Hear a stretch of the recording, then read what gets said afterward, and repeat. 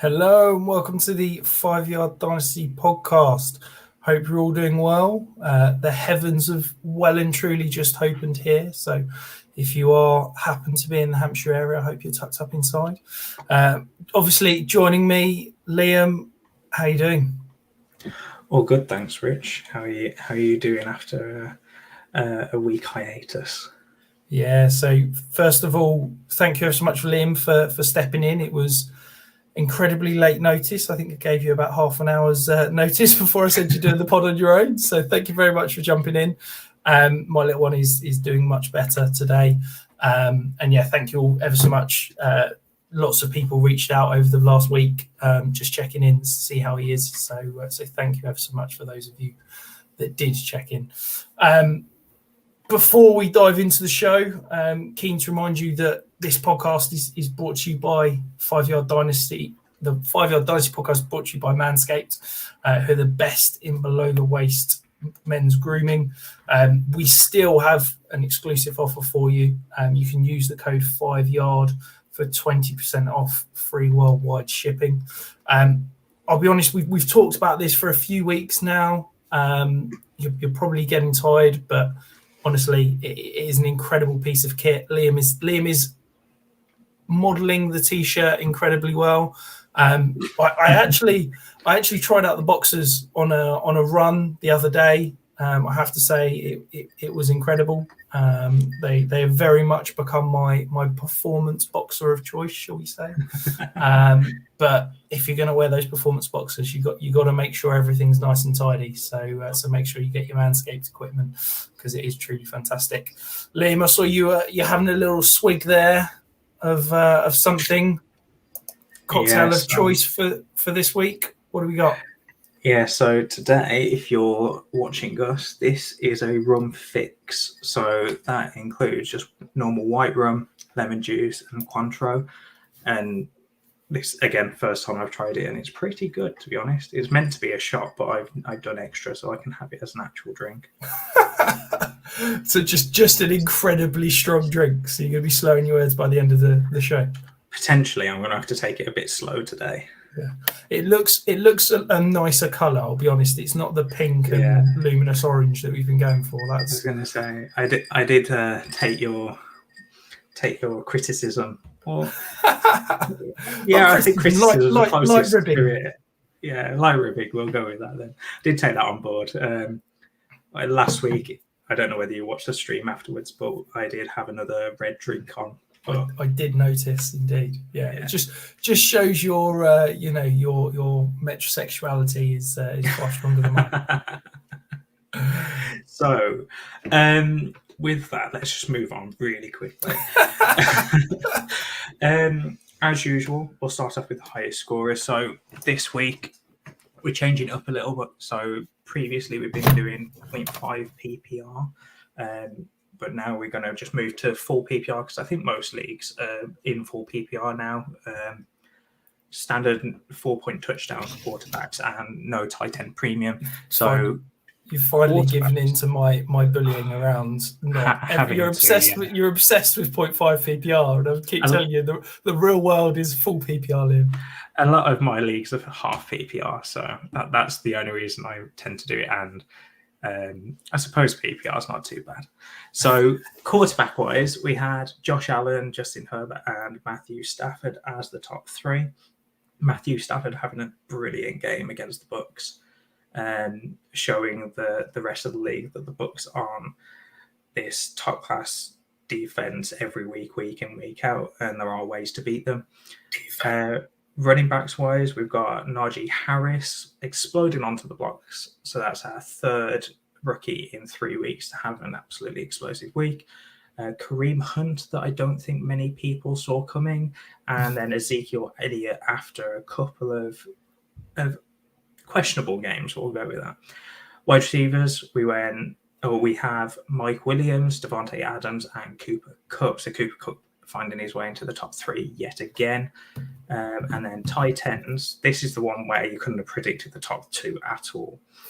Tyler Conklin, who people thought was going to do brilliantly when Smith went down, but then Herndon came in and no one really knew. he went off for, I think it was 29 or something points. Mike Gesicki, and then Travis Kelce still lingering around in that top three. So just put in that emphasis on Travis Kelce or nothing at that position. I think it's very interesting with the Tyler Conklin kind of breakout game, shall we say, because obviously KJ Osborne has been fantastic through 2 weeks, and there's been kind of a shift in terms of the Vikings offense, a lot more 11 personnel, getting those 3 receivers on the field, and KJ Osborne's seen a decent snap share. But yet here we are, and Tyler Conklin's now had a breakout. So does that mean that, KJ Osborne's a thing of the past, and we're going to go back to that 11 personnel, and the tight end is going to get a focus? One little nugget I've got about the Vikings offense. So they had 5 players receive targets and receptions on Sunday, and those 5 were the starters. So it was Tyler Conklin, Alexander Madison, KJ Osborne, Adam Thielen, and Justin Jefferson. No other player saw a target from Kirk Cousins. So I think we've seen, the people that are going to get that work. And I do think it's interesting that through 3 weeks, we've seen 4 fantasy relevant people each week, basically. And it's sort of, is it going to be a seesaw of, are we going to see this through season of, is it going to be a KJ Osborne game, or is it going to be a Conklin game? Certainly one to monitor for me.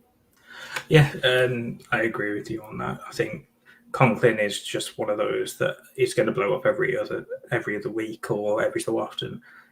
Kirk Cousins has been extremely efficient. He's not thrown an interception so far this season, which I'm not surprised, but I wasn't expecting that. But enough about the high scores. I'm pretty sure if you've lost, you don't want to be listening about us talking who just beat you, or most likely just beat you. So some significant news, and sticking with the theme of whether you've just lost and us talking about that probably. CMC went out, or Christian McCaffrey went out of the game after scoring, I believe it was 6 PPR points. With a hamstring injury. Now, we've seen news or reports that he's not going to IR, but the fact that was even a question makes me a little bit worried over the next couple of weeks. I think what's amazing with this, and shout out to Edwin Porras, who we had on the show in the off season, and has was incredible in terms of the work that he put out super quick on this. And he was basically saying that 1/3 of people that suffer the injury that CMC did miss a week, 1/3 of people miss 2 weeks, and then I think it's like 15% miss 3 weeks, and then the rest miss 4 weeks more. So basically what we're saying is that it's probably a 1 or 2 week injury, which to me is a really good thing, because I think when it happened, I think people were thinking, oh God, this is a sort of 4 to 6 week injury and we're going to miss him. But, hopefully, if you acted quickly, you were able to buy some additional Christian McCaffrey. I know I added 1 share in a Devy league. I don't know if you were able to buy the injury dip, Liam, at all. No, not at all. Unfortunately, in most of my leagues, he was still really, really highly priced. I didn't make sense. bite on that. So moving on, sticking with the running backs, we've got Dalvin Cook. Concern over the ankle. I know he was inactive last week, and if you played Alexander Madison, you were definitely happy about that. I think again this is an interesting one, because again to keep going back to Edwin Porras, when it happened, he talked about the potential high ankle movement in terms of there could be possibility this is a high ankle sprain, and we know that those, a normal traditional ankle sprain can be a 1 to 2 week injury, but those high ankle sprains, you're talking more 4 to 6. And the fact that Dalvin Cook was able to miss this week, they've not said it's a high ankle sprain, but I'm certainly a little bit more nervous about Dalvin Cook over the next couple of weeks than I am, say, Christian McCaffrey at the moment. Yeah, and sticking with the running backs, I know that in the off-season we do say that running backs get injured quite a bit, and I think the past 2 weeks have really proven that. Darrell Henderson, again, he was inactive last week. He could be back this week, but we don't know at this point. We haven't got a lot of news about that one, so that's his ribs. Juju Smith-Schuster, again, ribs, left the game this week. I have a team where I had Darrell Henderson on the bench, CMC, Juju, and then AJ Brown, who we're going to cover in a minute, where I had 3 of my 7, I think it was 8 skill position starters go out of the game. Brutal. So yeah. Moving on, AJ Brown, he's considered week to week at the moment with a hamstring. Sterling Shepard, again, hamstring, 2 to 4 weeks, dependent on the severity. Again, we're just waiting for these injury reports to come out and get a bit more information. Is there anyone there that you want to pick up on? Anyone that you feel needs to be talked about a little bit more? I think the AJ Brown one is interesting because I think that they're with he's not had the dream start. I obviously talked about Ryan Tannehill in my buy sells article about his kind of lack of touchdowns, and that you can put that hand in hand with AJ Brown's slow start. He's now week to week with a hamstring injury. To me, that says he's not playing this week, and he's potentially 50-50 for next week. As not claiming to be an expert on the injury side, but to me, if this opens a buy window for AJ Brown, I still think he's a top 5 dynasty wide receiver. I think if you can go out and buy him at the moment for and 2 firsts, anything less than that, I think that's an absolute smash. I love buying the injury dip, particularly if it's sort of niggly injuries like this where people are wanting him in their starting lineup, but actually if you sit him out for 2 weeks and you're good to go, and you've now got a stud at a cheap price. So yeah, I'm not going out and overpaying. I'm probably not paying what he's worth at the moment just because there is that injury concern. But if I can get any sort of injury discount, I'm very interested in AJ Brown. Yeah, he's someone I want to talk about next week in my my roster management article about buying injury dips, as you've just said. I think that he's going to have a great end of the season, but those contenders are going to want those points now. So moving on, James White has a hip subluxation. I can never say this. I know you took this one on Ryan Fitzpatrick. Considering I've watched the NFL for probably 8 years now, I've never seen this, and then we've seen it twice in the past 3 weeks. So basically, it's the same as Ryan and Fitzpatrick's injury, where the hip joint looked to have popped out and gone back in, or half popped out. Obviously, I'm not an injury specialist, and that's why we have Edwin, and we look at Edwin's articles as well to help us out. But yeah, he's likely done for the season. He was having a really good start to the season as well. I know that, especially in PPR leagues, people were putting him as a running back 2. I have a league where I had him as my RB2, and I was doing not horrendously, but I could count on him for 10 to 15 points a game. So I think there's potential that he could be back for the playoffs in terms of the fantasy playoffs. So I do think if you are a contender, if somebody on a rebuilding team does have him, go and float a 3rd or a 4th round pick, because he's not getting any younger. I wouldn't be surprised if he wasn't around in future years. So I think.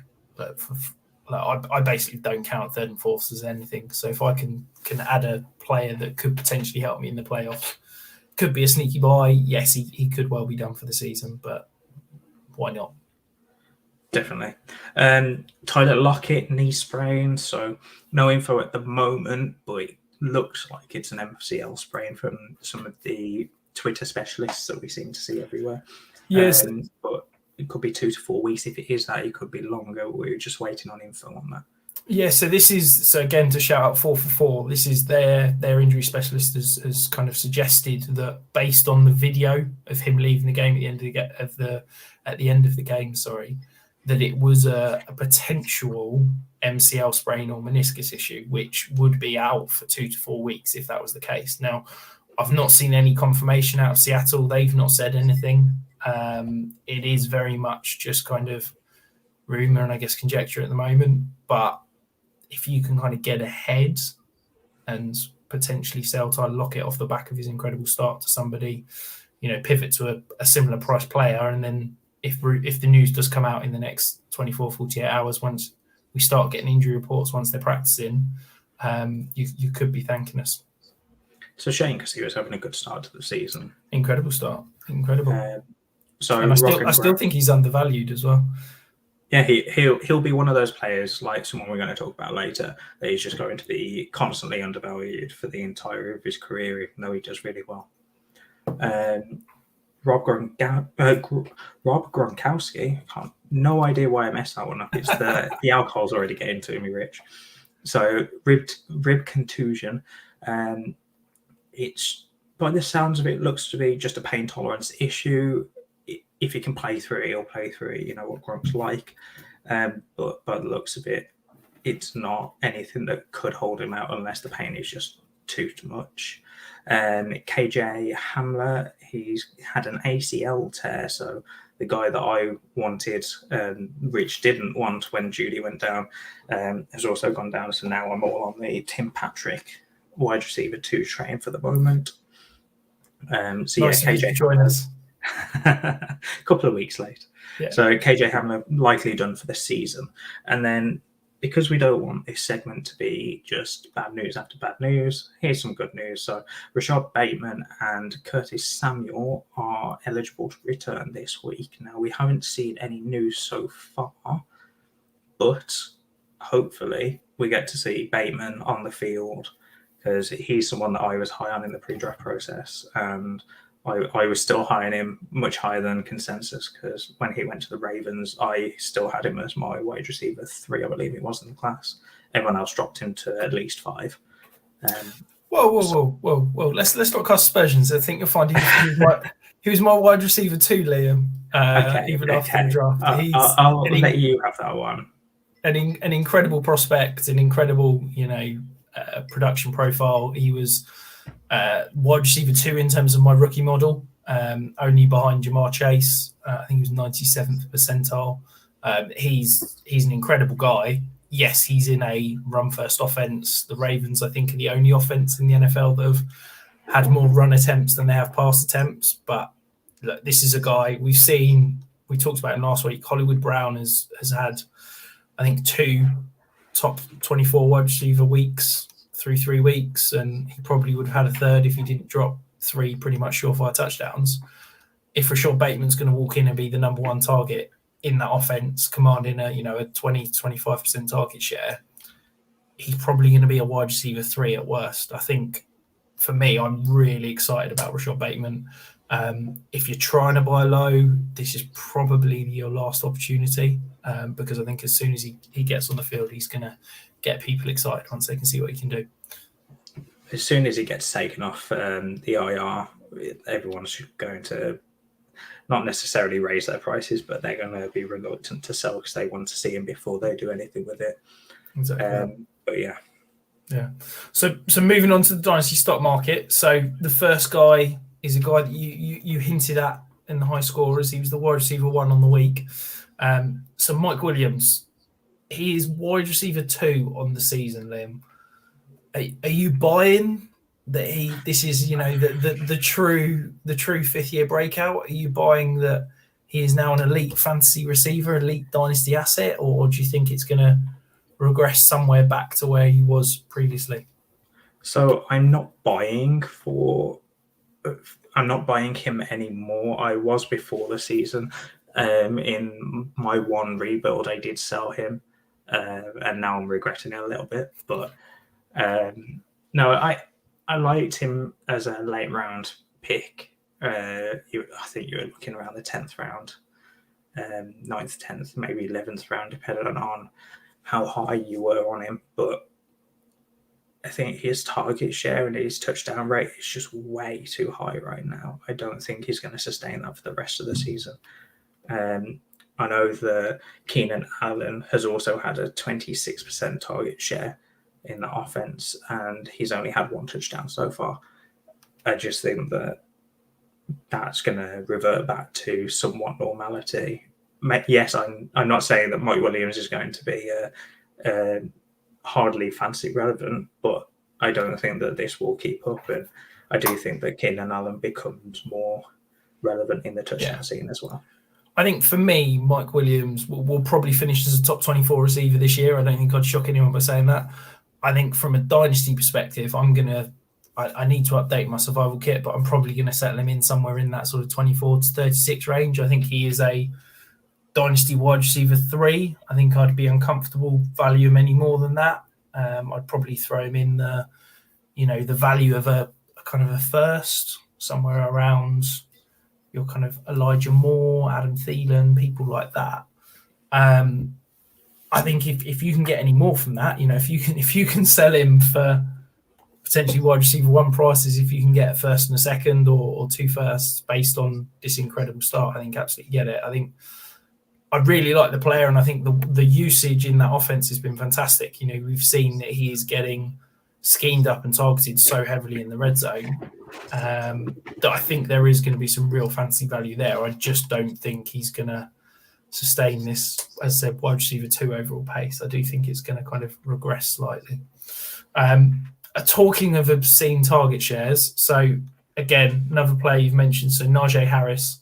So he saw a 20% target share on the season. I saw it was the second highest running back targets in a game since the 1950s in terms of 19 targets.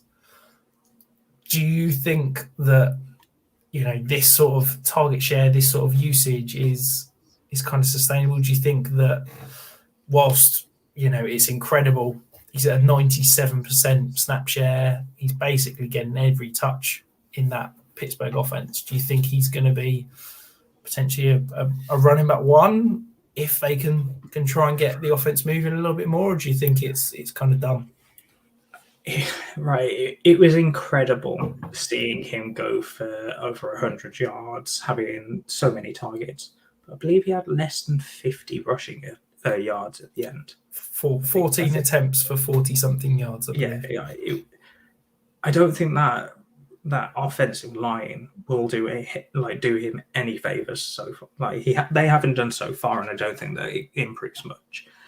I think with Najee, he has that opportunity, and he's now shown that he can take advantage of the passing game work. But I think this was more of a freak game more than anything. Deontay Johnson didn't play in this game. We knew that before the game. And Juju Smith-Schuster, he went out during the game as well. So it was basically Claypool, James Washington, if he got onto the field, and Najee, and Ray McLeod. You're pushing it a bit there, Rich. But no, I just don't see this keeping up, especially if Juju and Deontay come back. I don't see, obviously, him getting 19 targets again. Yeah, but I don't think he gets close to what he got. He might get 10 at max, to be honest. I think the usage is incredibly exciting. It's hard not to love the fact that, he's getting this kind of target share. And the efficiency as well. Yeah. But the problem is that I'm just really not impressed with this offense. I think that Big Ben basically needs to just accept what he is, and he needs to get rid of the ball quicker. And I think that this offense needs to kind of change, and it needs to go back to basically what the offense was last year in terms of Big Ben just getting rid of the ball super quick with the occasional deep shot thrown in. And if it goes to that, I am excited to own Najee Harris. But from a dynasty perspective, I've got real concerns about the offensive line this year. I don't know if he's ever going to be able to produce incredible stat lines unless he's doing all his work in the receiving game. And next year, who the hell knows what's going to happen with this offense? I can't see Big Ben's going to be back beyond this year. Are we really believing that Dwayne Haskins is going to be the answer? Pittsburgh being Pittsburgh, they'll probably pluck someone out of nowhere and maintain as a true contender. But I just don't know if I'm willing to commit to a running back in this offense. That I just can't see that ceiling for him at the moment. I think that to buy him, you're going to have to pay probably fringe top 10 prices, and I think I'm not comfortable paying that at the moment. So another riser, you hinted about, the Dalvin Cook injury. Alex Madison was an absolute stud. I guess this is the argument for handcuffing your running backs. Do you think that Alex Madison's ever going to be more than that, Liam? No, I really don't think he does. He is. Cook signed a new contract. Was it 2 seasons ago now? I think it was 4 years as well. So Cook's at least on the books for the next 2 years, I believe. I think Madison's really good when he's on the field as the number one when Cook's not around. But when Cook's is around, he just doesn't do anything. I really struggle with anything other than sell Madison now, because I don't. His price is never going to be higher than what it is, in my opinion, anyway. Cook, could get injured again, but you've already got that injury now. Sell Madison while you've got him. Yeah. He did really well, and it's really hard to sell someone after they just put a 20, 25 points. I believe it was the RB6 on the week. It's really tough, but I think you've got to sell. If I had him, I think you've got to sell. He's never going to have in that offense. He's never going to have standalone value. He's literally a backup running back that is only relevant when Dalvin Cook is injured. Dalvin Cook with his contract, there's no out until 2023.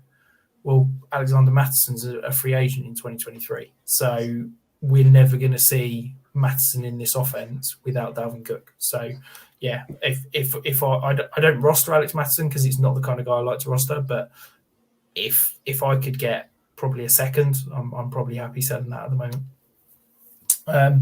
The next guy is a big riser. We're not going to talk about him too much because I want to talk about him in a bit, but Jamaal Chase, again, incredible performance. The final riser, so I know this is one you wanted to talk about a little bit, Liam. So it's Brandon Cooks. So he is currently the wide receiver 6 through 3 weeks.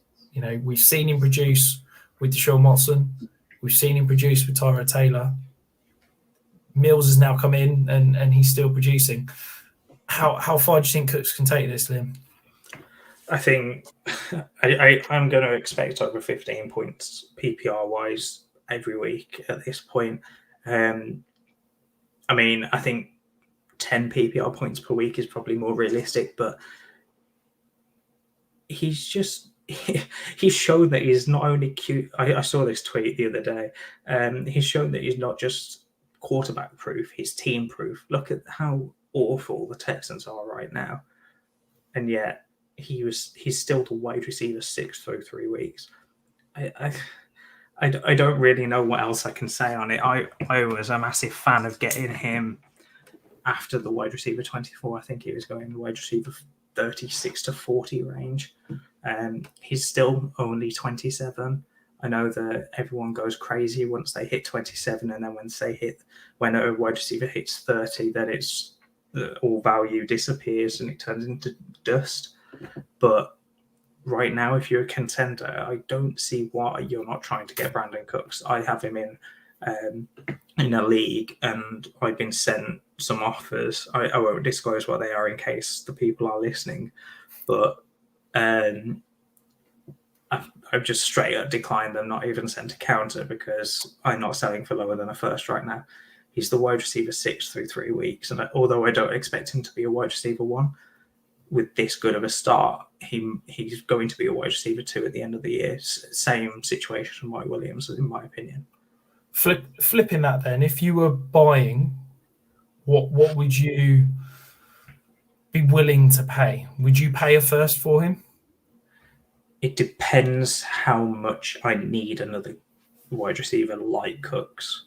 Yeah. I think with him still being 27, I would do it if I still needed him.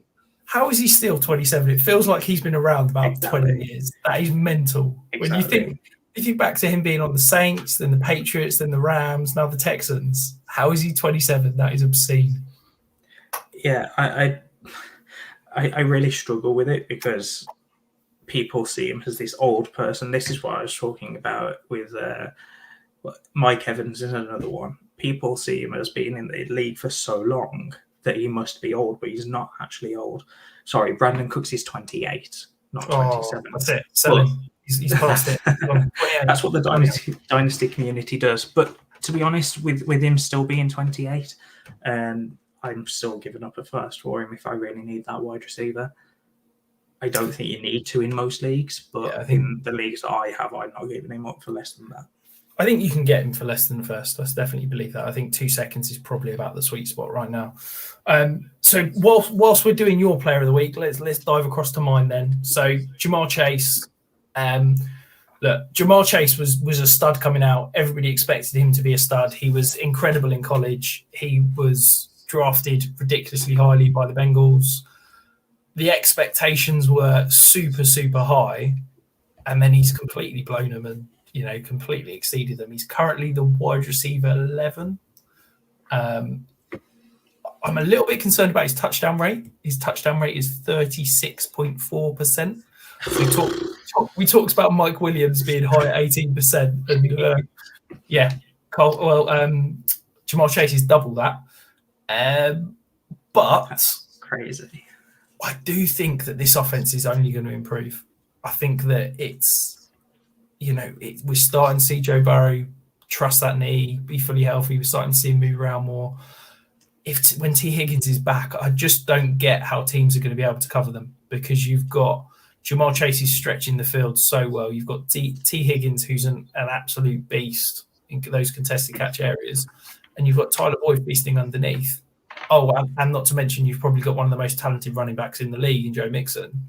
Yes, the offensive line has issues, but teams can't put extra bodies in the box. Teams can't rush, 5-6 guys, because you can't leave Chase, Boyd, and Higgins all single covered. So I'm really excited about this offense. I'm really excited about Jamaal Chase. I'd probably go out and pay 2 firsts plus for him. He's, I think, still undervalued, just because we talk about rookies really high in the offseason, and then suddenly their prices drop once you sort of the season starts and people go into that redraft mentality. He's my dynasty wide receiver 10. If I'm being honest, that could jump up a couple of spots in the next couple of weeks if he keeps producing. I'm all in on Jamaal Chase. Are you? Is he your new CD Lamb? No, he's not in CD Lamb territory yet. Yet. CD Lamb's my wide receiver 5. I'm not in that same tier, but he's not a mile off, to be honest. He's the next tier down. We'll revisit this in a couple of weeks' time then, when he has another 2 touchdowns, 200 yards, and if he's going to keep producing like that, I'm going to be very happy, because I do have a lot of Jamaal Chase. So then diving into the fallers of the week, Liam. So we've got Kyle Pitts. So I have never seen hype like it in terms of Kyle Pitts post NFL draft. People were telling me he was in DLF ADP, he was the tight end 2, having never stepped on the NFL field. We talked about calling the Jets in terms of rookie tight end production. He's currently the tight end 15. I think people are starting to kind of turn off Pitts a little bit. Do you think this could be a sneaky little buy window? I do think it could be, yeah. I definitely don't think anyone has him where they did before the season. That offense is awful right now. Absolutely awful. I don't think that O-line is doing any favours to Matt Ryan, which then causes Calvin Ridley to basically be an irrelevant factor, which is not good considering how good he was last season. And I believe Matt Ryan's ADOT is currently ridiculously low, but that's not translating to anything else other than the running back position. We're seeing Cordell Patterson, someone that was a kick returner for the Bears for however many years, 4 years, I believe it was, plus, suddenly become fantasy relevant because he's getting 7-8 targets a game and a couple of touchdowns. And I think Cordell Patterson's the running back 8 or 9 right now. He's definitely a running back top 15 at least. But Kyle Pitts, I don't see why it's not translating to him. I haven't seen any of the tape to see how much involvement he's having and how much involvement Hayden Hurst is currently having. But I do think that it is a sneaky buy window right now. But I think it could get even better as a buyer in a couple of weeks' time if this offense doesn't get fixed. I think for me, it's the usage. And he's being targeted heavily. That's fine. But for me, if you're drafting a player who's a tight end in the top 5 overall, you're basically saying he's not a tight end. He's a movable offensive piece. Because if you're going to line him up in line a third of the time, he's just not going to be able to be that kind of elite producer. What I think they needed to do is say, this is Julio Jones. We're going to line him up as a receiver. And in certain personnel packages, he can come in line and block and come in line and release from in line. He's currently lined up. So I've got the PFF stats through 3 games. He's lined up as an inline tight end 48 times. He's lined up in the slot 66 times, and he's lined up out wide 44 times. So he's being used almost a third of the time in line. He's being used a third of the time from the slot and a third of the time out wide. To me, if he's not, Mike Gesicki is running 88% of the snaps out of the slot or out wide.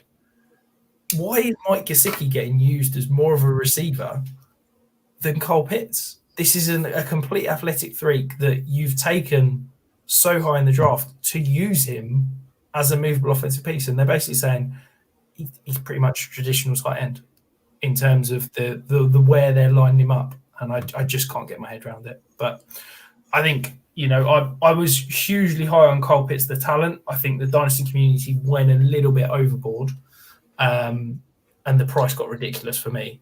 But if the price is going to drop, I'd pay tight end 5, tight end 6 prices. If I can get him for a first, I'm conscious you're probably not going to be able to buy him for a first when the guy that drafted him probably drafted him with a top 6 pick.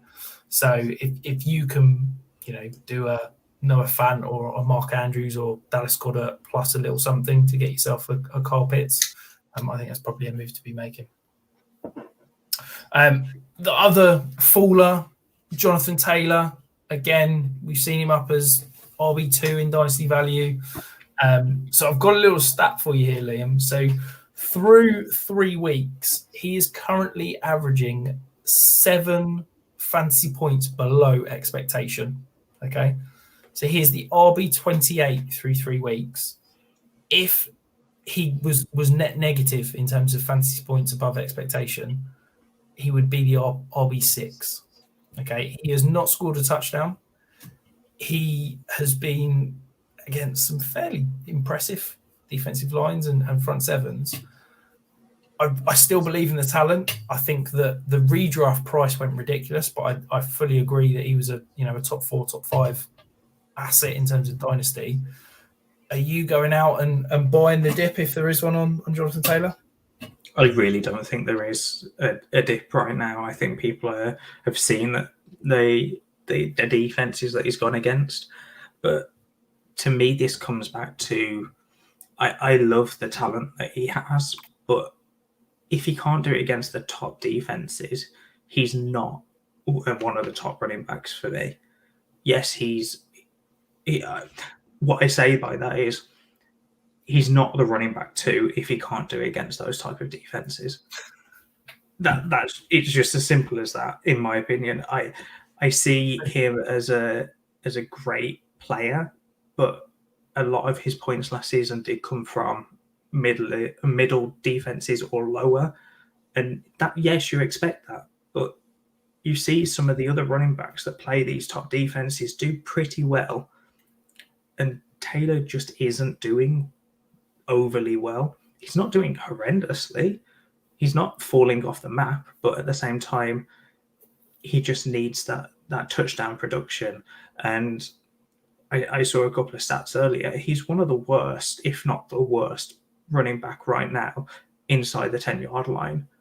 I believe it was 9 rushes or something like that without a touchdown, and I believe it was a combined -1 yard or something ridiculously low like that.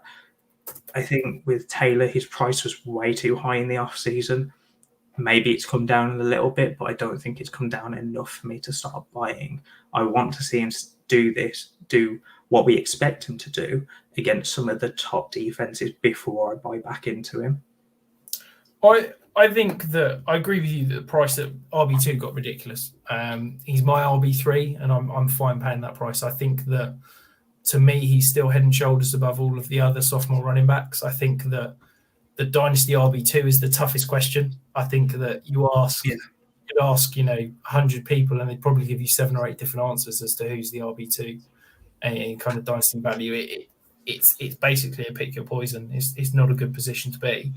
But I do believe in the talent. I think he is an incredible running back. I think he's an absolute freak in terms of the size, speed. And I do think that a lot of those stats will regress to the mean. And I think we're going to see an uptick in running back production in terms of touchdown production. I think we're going to see, him start to pay off the price from a dynasty perspective. I still think that, him being a first round redraft pick was absolutely ridiculous. Another couple of quick fallers. So Robert Woods, he's the wide receiver 47 currently. Do you think that this offense is now Cooper Kupp's? Do you think that there's kind of the regression coming? He's still seeing a 20% target share. He's just not getting those touchdowns, not getting those kind of valuable touches that we're seeing go to Cooper Kupp. I think it will get back to somewhat normal or what we saw with the Goff offense, but I do think Kupp is now the wide receiver one there. I was more of a Kupp over Woods guy before the season started, but I do think Woods is going to come back from his, quite frankly, awful start to the season and get back to somewhat normality. But I think Kupp will stay as a top 12 wide receiver so far and probably end up in the top end wide receiver 2 at the lowest range by the end of the season. Yeah, absolutely. And the final faller, it's not a faller, it's a whole group of fallers, and it's the rookie QBs. Okay, we were talking before the season, rookie QBs are pretty much a 50-50 proposition, but apparently all 5 of these QBs were going to be Hall of Famers. We could, start threading the gold jackets already. They all are pretty much struggling. Even Mac Jones had a pretty awful performance on Sunday. Are there any that you're seriously concerned about, Liam? Are there any that you're buying the dip? Because I think the value has dipped on all 5 of them, to be honest. I went out and tried to get Zach Wilson, and the price hadn't dipped whatsoever. Okay. That's obviously just one person, but yeah, I don't think the value is dropping quite yet. I think a couple more games like this and we might see a bit of a dip. I think the only one that's really unaffected by it is Trey Lance, but I think his value is dipping in another way because Jimmy G, although he's not playing like Trey Lance's ceiling could be, I do think that Jimmy G is keeping them afloat and keeping them in games. Like, look at what they did to the Packers this week.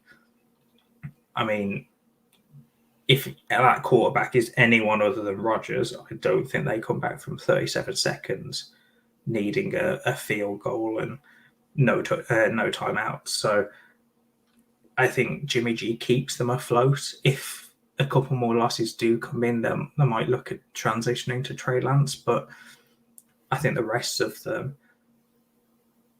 I struggle with. I don't really know what to do because I don't believe their value is dropping.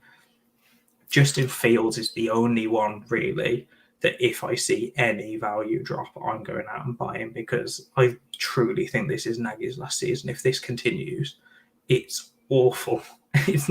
There was no scheme this week. It was just, let's try and get our quarterback killed. It was awful. It was absolutely ridiculous. And look, if I've sent out, I think about 10 or 15 offers for Justin Fields before we jumped on this pod. So I'm hoping that by the end of this pod, I'm going to have bought a few more shares of Justin Fields because he was my quarterback 2 coming out. I still believe in the talent. I still think that he has got elite kind of fantasy production because I think with even a normal offensive mind, I think he's going to get him out and rushing and moving around. I think that Matt Nagy's it was awful, the scheme, it was awful, everything across the board. But I do believe in the talent. I think that Justin Fields has the potential to be a top 5, top 6 dynasty QB in a couple of years. So if I can go out and get him for anything less than the first, I'm absolutely doing that. The same with Zach Wilson, the same with Matt Jones, the same with Trevor Lawrence. I think the price could have dropped on Trevor Lawrence. I think we're seeing some bonehead mistakes. We're seeing some really stupid, attempts at passes that he should never even be there. But then you're also seeing some incredible elite arm talent, and some of the throws he's making, there's like 2 or 3 guys in the league that should be making. So I'm still in all 5. If I can get them for less than they went in kind of the rookie draft, then yeah, I'm absolutely fine that it. So our deep dive players of the week, Liam. So do you wanna head us off with your super deep dive? So I really struggle with deep dive players. As you probably heard last week, my deep dive player wasn't really that deep, nor is this week. I'm going to go with Henry Ruggs purely because of the value dip we saw last season. I think he's got to a point now where everyone kind of gave up on him before the season. I was trying to sell him where I had him. I think we kind of just gave up and thought, okay, he's done nothing year 1. He's not going to ever do anything again. And I know that's your mantra, Rich, so I'm not going to step on that too much. But we've seen him start to get into this offense, and Derek Carr's playing absolutely out of his mind right now. He's playing so well. He took down the Ravens. Are the Oakland Raiders 3-0 right now? Who would have called that division? I think the Las Vegas Raiders might be 3-0. I'm not sure the Oakland Raiders are 3-0. How have I done that? That's been like 2 years now, hasn't it? So yeah, the Vegas Raiders. Who'd have called that division? The Chiefs being at the bottom of that division after 3 weeks, and then both the Broncos and the Raiders being 3-0. But anyway, back to Ruggs. He's had a 14% target share this over the past 3 weeks, and he's had 24% air yard target share. So that, to me, is saying that he's getting a lot of the deep balls thrown his way, and he's becoming what Nelson Aguilar was last year. I think you're going to see a lot of competition around Renfro, Waller, and Brian Edwards around the middle of the field and close to the line of scrimmage, but I don't see who else is taking those long bomb targets away from Ruggs. Yes, it does mean that he might become more of a boom bust play, but he's still putting up decent PPR points and then still has that high upside, high ceiling potential. Maybe it's a little bit of a buy window right now before people catch on to this. But at the same time, I understand that you might be a bit more skeptical right now because of what Ruggs didn't do last year. Yeah, I mean, I'll believe it when I see it with Ruggs, and I think I've never been off him as an NFL receiver. I think he's a fantastic NFL receiver. I think he takes the top off the defense. I think teams have to shift the coverage across to him because he is so fast. And I think that from a offensive coordinator standpoint, I think he's a dream because he does change the dynamic and change the numbers in terms of how you line things up. From a fantasy perspective, I just can't buy in at the moment. He's had one really good week in week 2, one solid week this week, and week 1 was nothing. I just don't think he's ever going to be consistent. And it's just, we talk about this is the exact kind of guy that I just don't want to roster because they're too good to cut, but I don't think you ever get fair value in a trade, and you never feel comfortable starting him. He's probably going to have, in the next 3 weeks, he'll have what he's done in the last 3 weeks. He'll have one absolute boom week where he's a top 12, top 24 wide receiver. He'll have a week where he's in that sort of 10 to 12 PPR points, and then he'll have a complete dud. And, if you can predict which one of those weeks is going to happen when, I take my hat off to you. I completely get the talent, and I think that he could be great. But I'm not wanting to buy in yet. I'm not saying that he's going to be a top 12 wide receiver. No, I know you're not saying I that, think it's more of he's got so low in people's minds right now that if you buy him right now, I doubt that you're having to pay a second for him. Maybe 2/3 at max, and then potentially at the end of the season you're selling for a second. That's somewhat profit. Yeah, it may not be much, but I think he will improve over the season, and he's shown that he's got that talent to be able to do what he's already done. If he keeps that up for a good portion, if not the rest of the season, I do think that his price rises in Dynasty, and that's when you can potentially sell someone. But he is a year 2 wide receiver that didn't do anything year 1, so I knew what I was getting myself into when I put this on the show sheet. Well, I'll give you a proper deep dive in our deep dive segment. So I'm going with Collin Johnson, who was a former Jacksonville Jaguar. He made his debut with the New York Giants this week. I'll be honest, this is completely the kind of guy that I never roster. I never want to. He's a 4th or 5th receiver. He's a guy that you can't get anything for. He's never going to have a blow up due to injuries. However, in this occasion where the entire New York Giants wide receiver core is currently injured, we could see a boom because of injury. And we've seen Kenny Golladay's carrying a niggle, Darius Slayton, Sterling Shepard, both gone down with hamstring injuries. Evan Ingram's obviously coming back from an injury last week. Kadarius Toney is, can we call him a bust after 3 weeks? He's not showing up at all. But Collin Johnson this week saw in his debut for the Giants a 20% target share, 33% air yard share. If these hamstring injuries do linger for a couple of weeks, this could easily be a guy that could carve out a nice little role over the next couple of weeks, and then you can sell. You can probably go and pick him up off your waivers this week. Maybe chuck sort of 5-10% of your fab at him, and in a week or two, if you can sell him for a 3rd round pick, you've basically got yourself a free 3rd round pick. What do you think? Yeah, I agree. I struggle with these type of wide receivers because I also nearly put Tyler Johnson on here after what he did this week, but I just really struggle with the idea of picking someone up like this. You're literally punting for someone to then try and pay for a 3rd, and I think too many people are too clever right now in a lot of leagues. That if they see you pick up someone, they aren't going to pay you for him after a couple of weeks. They're going to wait and see whether you're going to roster him for the rest of the season. When I watched his tape coming out of college, I really liked it. I enjoyed it, but he also just wasn't one of those top guys. All of this could be said about Tyler Johnson as well.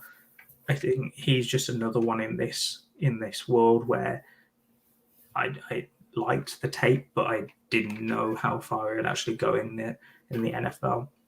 And the only reason I'm talking about Tyler Johnson now is I nearly put him on this segment. Well, I just wanted to give this segment its true kind of honor. Okay, I see.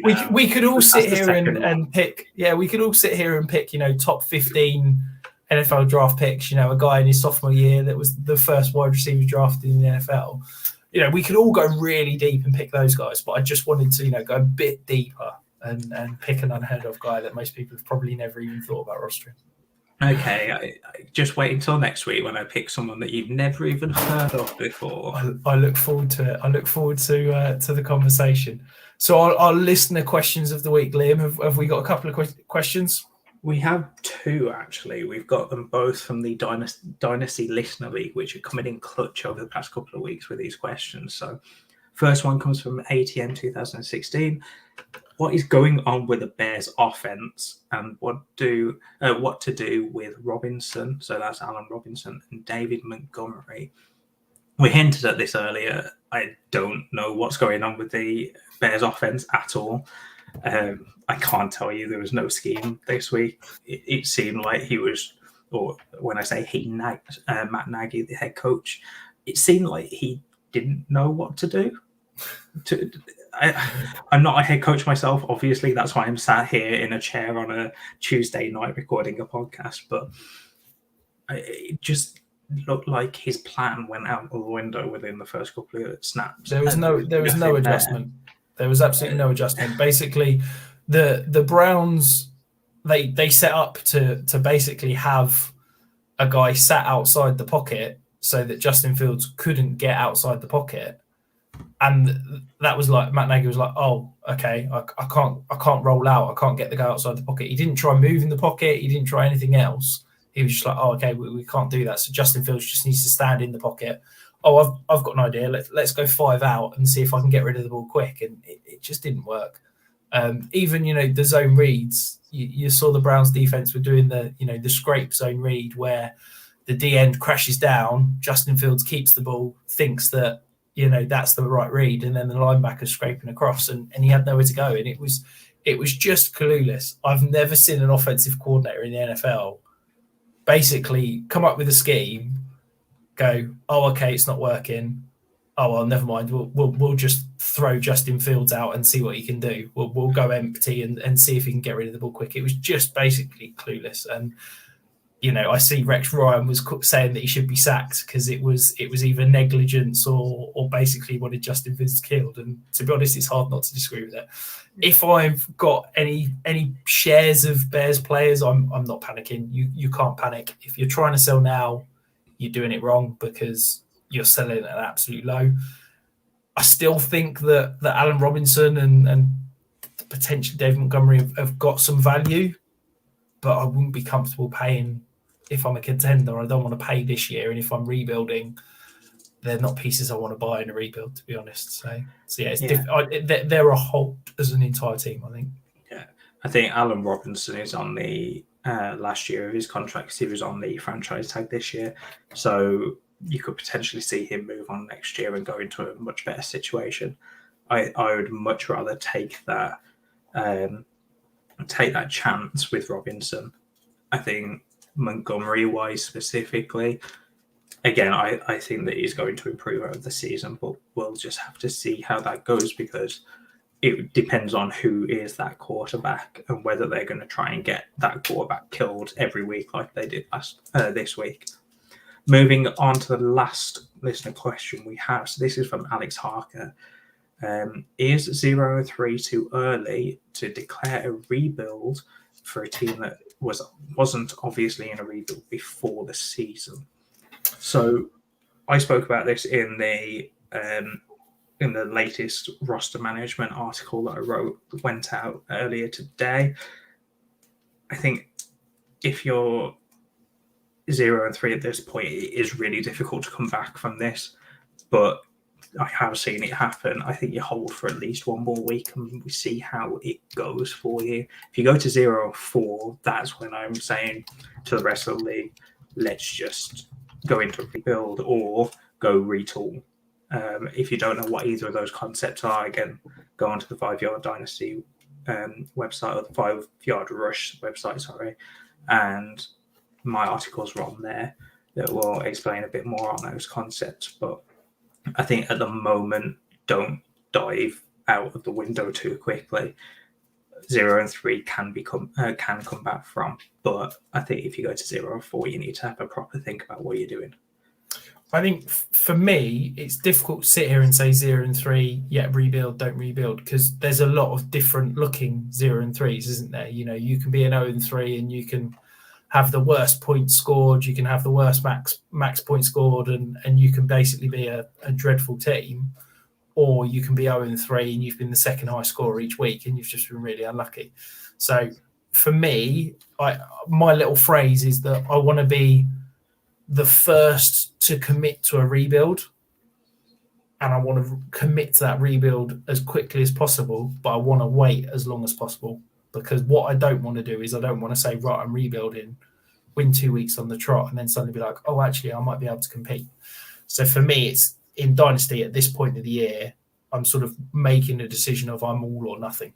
And if I'm fully rebuild, then I'm selling off every piece that I can that I don't think is going to help me next year. And I'm not looking, if I'm rebuilding, I'm not looking beyond 2022. I don't believe in 2-3 year rebuilds. I'm looking to turn it around in a year. So I'm looking 2022. So I'm not selling off every single piece I can. You know, if I've got Cooper Kupp, if I've got even someone like Alan Robinson, I'm not looking to sell them off cheaply. Yes, if I can get an overpay for them and a better package than I think they're worth, I'm absolutely selling them. But I'm not just selling off every piece willy-nilly just because I'm desperate to get rid of anyone that can win points. The key thing to look at, though, is if you are committing to a rebuild, is make sure you know your league's settings for draft order. Because what you don't want to do, I don't agree with leagues that do it this way, but some leagues will have the winner of the losers bowl, the toilet bracket, whatever you want to do, gets the number one pick. Well, you don't want to sell off all your pieces, be a rubbish team, and then not be able to compete in the toilet bowl and end up getting the number 6 pick. I mean, any leagues that do it that way are ridiculous in my mind. But just make sure you know those rules before you start committing to any rebuild. Another thing on the rules as well is I know in all of the leagues that I commission currently, apart from I believe one, I have the last seed in the playoffs be the team with the highest max points scored outside of the playoffs. So I have 5 or 3 or 5, depending on how many teams are in the playoffs, as just the normal record seeding. But then that last spot is whoever has the best team outside of the playoffs, purely for those teams that go 0-3 really early on, and then actually have one of the most decent teams in the league. So maybe your league has something along those lines. I do think that you need to look at the max PF if you're on Sleeper, or potential points if you're on MFL or something along those lines. Yeah, absolutely. Well, that concludes it for the week. We will obviously have a series of articles coming on the 5 Yard Rush page over the coming days. Liam obviously hinted at his roster management series. I dropped my waiver wire article. We've got Danny's Risers and Fallers. Lewis will be back with another future star today. And I will have my Dynasty Buys and Sells again on Friday. So if you're not, you can follow me. I'm at Dynasty Island. You can follow Liam. He's at the FSA Tweets. You can follow the main Dynasty account at 5 Yard Dynasty. And we will see you all again next week.